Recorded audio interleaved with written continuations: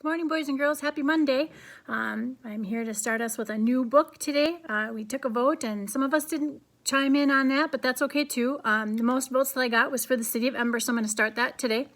Just some ideas that you can do today and tomorrow. Just looking ahead, pick up your Unit 5, Week 5 word packet. You can be working on maybe pages 1, that discussion page. Go ahead and do vocabulary. If you have not tested on where the word red fern grows, please do that. Let me know how you did. That book is with 11 points, boys and girls, so it's really important, I think, that you take a test on that. Also for math, you can be flipping some of those worksheets over. You can try the front sides if you want to tackle them. Otherwise, the math boxes on the back page are things that you can be working on. Don't forget to practice Dirty 30. Take a test if you need to.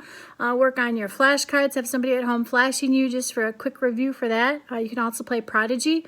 Also in writing this week, I want you to keep a journal. You can do it either on your portfolio on Class Dojo, or you can just put it into your journal and you can send me pictures, or I can look at it whenever this craziness ends and we get back to school again. So things that you can be working on this week: Unit 5, Week 5, word work, AR, math boxes, Dirty 30, Prodigy. You can play some Spelling City games if you want to go into Spelling City. And also don't forget to keep that journal either in a portfolio where you can type it out, or you can put it on paper too. So happy Monday, things that you can be looking forward to. All right, the City of Ember. I remember this is kind of it's a futuristic book. It happens, in the next 100 years. And the two main characters are Lina Mayfleet and Doon Harrow. The City of Ember. There are 20 chapters in this book, boys and girls. And it's also an AR tester. The City of Ember is also an AR tester. All right, Chapter 1, the instructions. When the City of Ember was just built and not yet inhabited, the chief builder and the assistant builder, both of them weary, sat down to speak about the future. They must not leave the city for at least 200 years, said the chief builder, or perhaps 220. Is that long enough? His assistant asked. It should be. We can't know for sure. And when the time comes, said the assistant, how will they know what to do? We'll provide them with instructions, of course, the chief builder replied. But who will keep the instructions? Who can we trust to keep them safe and secret for 120 years? The mayor of the city will keep the instructions, of course, said the chief builder. We'll put them in a box with a timed lock, set to open on the proper date. And will we tell the mayor what's in the box? The assistant asked. No, just that it's information that they won't need and must not see until the box opens of its own accord. So the first mayor will pass the box to the next mayor and to the next and the next and so on down through the years, all them keeping that secret all that time? Well, what else can we do, said the chief builder. Nothing about this endeavor is certain. There may be no one left in the city by then, or no safe place for them to come back to. So the first mayor of Ember was given the box, told to guard it carefully, and solemnly sworn to secrecy. When she grew old and her time as mayor was up, she explained about the box to her successor, who also kept the secret carefully, as did the next and the next. Things went as planned for many years, but the 7th mayor of Ember was less honorable than the ones who'd come before him, and more desperate. He was ill. He had coughing sickness and was common in the city back then, and he thought the box might hold a secret that might save his life. He took it from its hiding place in the basement of the gathering hall and brought it home with him, where he attacked it with a hammer. But his strength was failing by then, and all he managed to do was dent the lid a little bit. And before he could return the box to its official hiding place or tell his successor about it, he died. The box ended up at the back of a closet, shoved behind some old bags and bundles. There it sat, unnoticed, year after year after year, until its time arrived, and the lock quietly clicked open. Chapter 2 is called Assignment Day.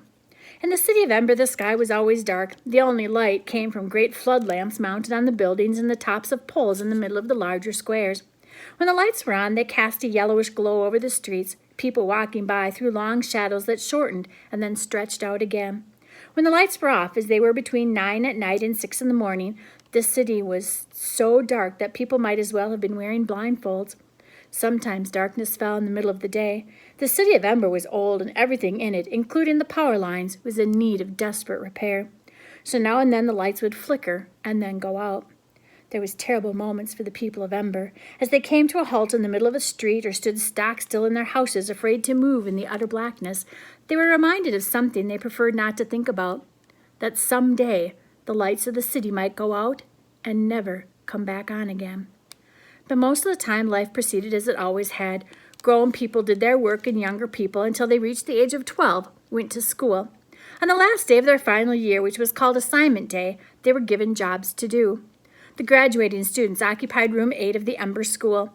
On Assignment Day of the year 241, this classroom, usually noisy first thing in the morning, was completely silent. All 24 students sat upright and still at the desks they had grown too big for. They sat, waiting. The desks were arranged in 4 rows of 6, one behind the other. In the last row sat a slender girl named Lina Mayfleet. She was winding a strand of long dark hair around her finger, winding and unwinding it again and again. Sometimes she plucked at a thread of her ragged cape or bent over to pull on her socks, which were loose and tended to slide down around her ankles. One of her feet tapped the floor softly. In the second row was a boy named Doon. He sat with his shoulders hunched, his eyes squeezed shut in concentration, and his hands clasped tightly together. His hair looked rumpled as if he hadn't combed it for a while. He had dark, thick eyebrows, which made him look serious at the best of times, and when he was anxious or angry, came together to form a straight line across his forehead. His brown corduroy jacket was so old that its ridges had flattened out. Both the girl and the boy were making urgent wishes.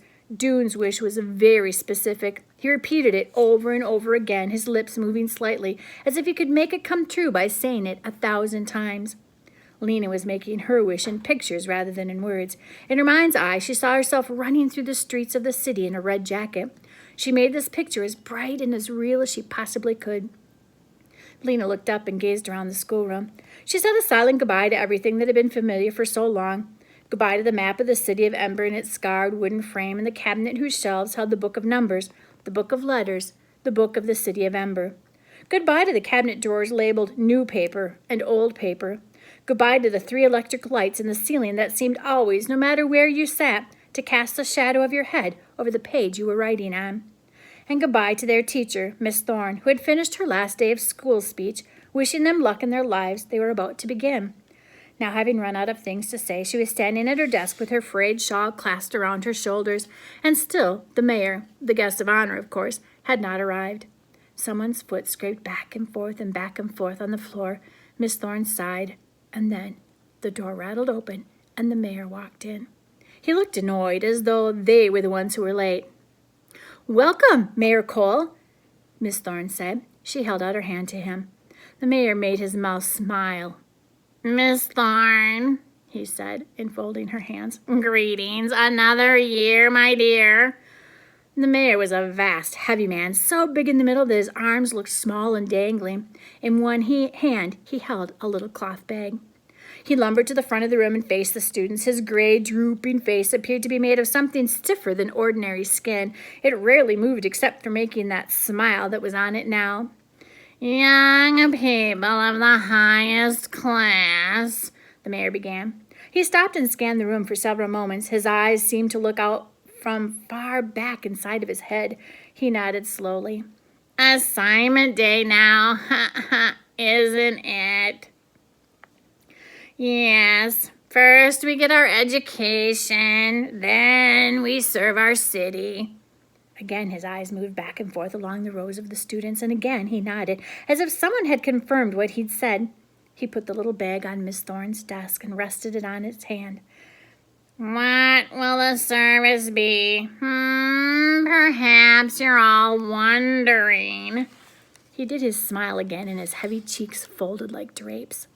Lina's hands were cold. She wrapped her cape around her and pressed her hands between her knees.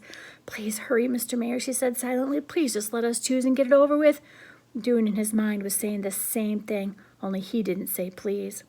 "Something to remember," the mayor said, holding up one finger. "Job you draw today is for 3 years. Then evaluation. Are you good at your job? Fine, you may keep it. Are you unsatisfactory? Is there a greater need elsewhere? you would be reassigned.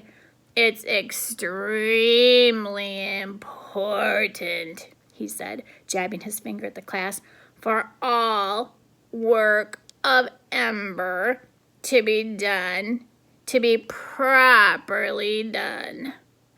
He picked up the bag and pulled out the drawstring. So, let us begin. Simple procedure. Come up one at a time. Reach into this bag. Take one slip of paper and read it out loud. He smiled and nodded. The flesh under his chin bulged in and out. Who cares to be first? He asked. No one moved. Lina stared down at the top of her desk. There was a long silence. And then, that's where we'll stop, boys and girls. All right, don't forget to test on where the red fern grows if you haven't, and I'll come back again tomorrow. Bye.